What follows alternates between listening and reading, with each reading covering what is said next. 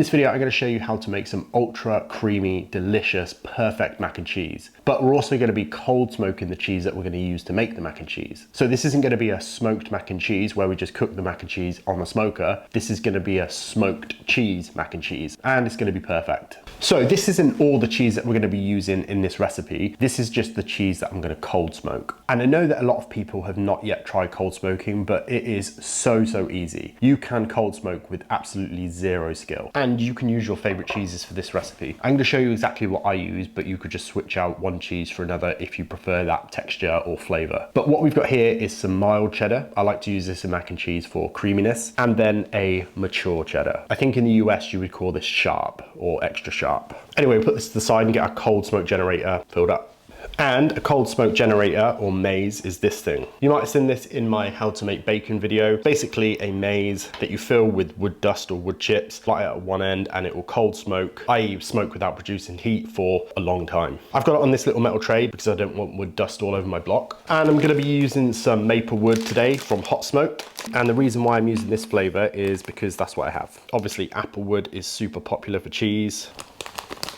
So I think this is probably going to be enough wood dust for the amount of time I'm looking to cold smoke this, but we can always add a little bit more if we need to. And then all we do is take a little tea light, put it under here. When we light that, that's going to set off a chain reaction, again, without producing any heat. And really the only other thing to say is obviously you should be smoking this at a time of year where it is cold. You could smoke cheese for 24 hours and it is dairy, so you want to make sure that it's not out in temperatures that are going to be ideal for bacterial formation. But it's really cold here in the daytime right now, so I don't have to wait for overnight, but that's something that you might want to do. And I'm obviously only doing 2 blocks of cheese, but if you're going to do this process, you may as well fill up your smoker if you like smoked cheese. I have a lot of smoked cheese in the freezer at the moment, so I'm only doing this for demonstration. So we'll take this out to the barbecue of choice. And for me today, it's just gonna be using the pellet grill. I'm not actually gonna be turning it on, so it really doesn't matter what barbecue you use. You could put the cold smoking maze in the firebox of an offset and smoke your cheese in the cook chamber. You could do it in a cardboard box, it really doesn't matter. But we're gonna get that tea light lit and cold smoke some cheese for about 8 hours probably. So about 8-ish hours since these went on, the cold smoking maze has run out. So this cheese is now smoked. We'll take it inside.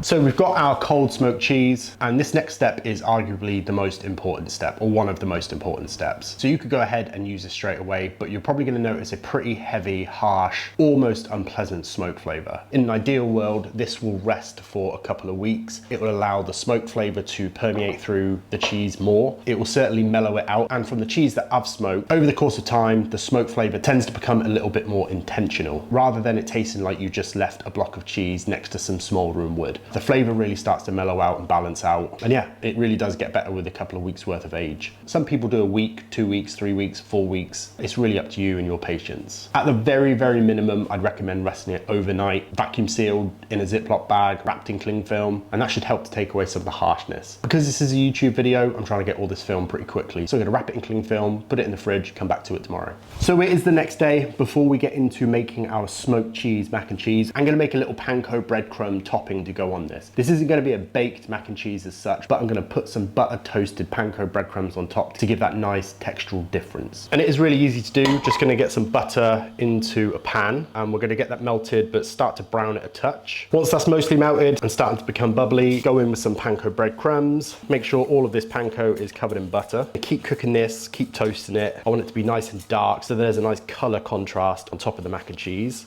And after less than 10 minutes, these are nice, super crispy, nice and golden. That looks about right for me. So these can just go to the side and cool down. We'll use them later. So the thing about this recipe is you can use pretty much whatever cheeses you want. You can swap things out pretty easily and it's not gonna make a huge difference. I'm using gruyère today, but if you wanted to use Gouda or swap out the mild cheddar for Monterey Jack, absolutely fine. You do it the way you wanna do it. This is just the recipe that I'm using today. But a tip would be to follow the amounts below because that will get you pretty close in terms of texture. Anyway, the cheeses that we're gonna use today and the reasons why. So we're obviously going to be using the mature and mild cheddars that I cold smoked. That's going to bring a nice smoky flavor to the dish. It's going to be delicious. So I'm using mature for the main body of the cheese flavor, and then mild cheddar for a little less intensity and a little bit more creaminess. Then, as I say, I'm going for gruyere. I really like this cheese. I like the way it melts. I like the taste. Then I'm going to go for some parmesan, and it's important to note that this was freshly grated by myself. This isn't the pre-grated stuff. Again, that's going to add some good, strong cheese flavor. And then the YouTube comment section's favorite cheese,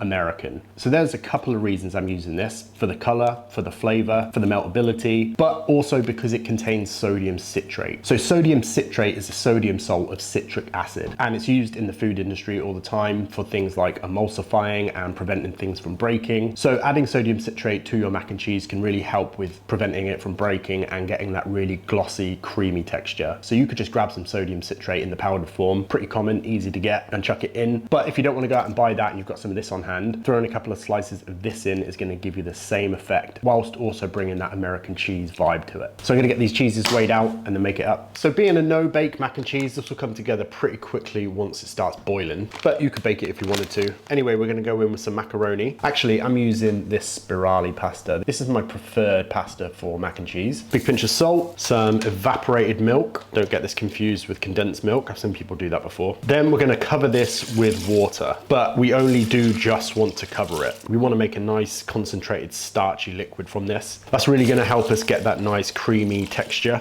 And the more water you use, the less concentrated the starch will be. Then we'll go in with your favorite hot sauce, some paprika, pinch of nutmeg, nice teaspoon of Dijon mustard. Give that an initial stir. We'll get that onto the heat and bring it up to a boil. Once that's boiling away, we're just going to cook this until it's about al dente, or a minute or so from being fully cooked. And notice that I've kept the lid off, and that's because I want this liquid to ultimately reduce. These pasta spirals are al dente, so we're going to go in with our cheeses, American, and then all of our shredded, weighed out cheese, including the smoked stuff, and keeping the heat on low, we're going to get that all mixed in and melted. Once the pasta is fully cooked through, you can transfer that to a dish, and remember, it's going to be on the runnier side for now, but that's going to give you some headroom to let it rest until you serve it up. Butter toasted Panko breadcrumbs. So if you're looking to bake this, you can throw it into the oven now, or if you just want to crisp up the top, stick it under the grill, or broiler as you call it in the US. Otherwise, just let this hang out for a little bit. The sauce is going to thicken up. It should be super creamy and cheesy and delicious.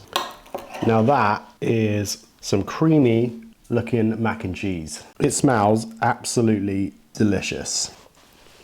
Unbelievably creamy. And this kind of restaurant level of kind of creaminess and silkiness is all to do with the concentrated starch water and the evaporated milk. Providing you don't split it by cooking it too hot, it's perfect pretty much every time. So in terms of the smoked cheese flavor, 100% coming through. It's pretty subtle, not too strong, not overpowering. I think you could probably point out that the cheese was smoked just because it's such a consistent smoke flavor all the way through. But again, it's not overpowering. Look how creamy and delicious that is. Yeah, really good. Solid mac and cheese recipe. So yeah, that's a whistle-stop tour on how to cold smoke some cheese. Could not be more simple, and a mac and cheese recipe that I'm pretty sure everyone's gonna love. Even the people that prefer a baked mac and cheese. So if you do go and do any of this stuff that you've learned in this video, please let me know. I love to hear when these videos are helpful and people go away and follow the recipes or follow the processes. If you enjoyed this video, please consider subscribing to the channel if you're not already. Please leave a comment, please like the video. I'm on my way to 100,000 subscribers this year, hopefully, and I really want to get there this year. So subscribe if you're not. Help me out in general by engaging with this video, especially if you learned something. You can really help me and give back to me for helping you by doing any of that stuff. Thanks as always to my channel members. I appreciate you more than you know. And yeah, thanks very much again for watching. I'll be back next week for another video.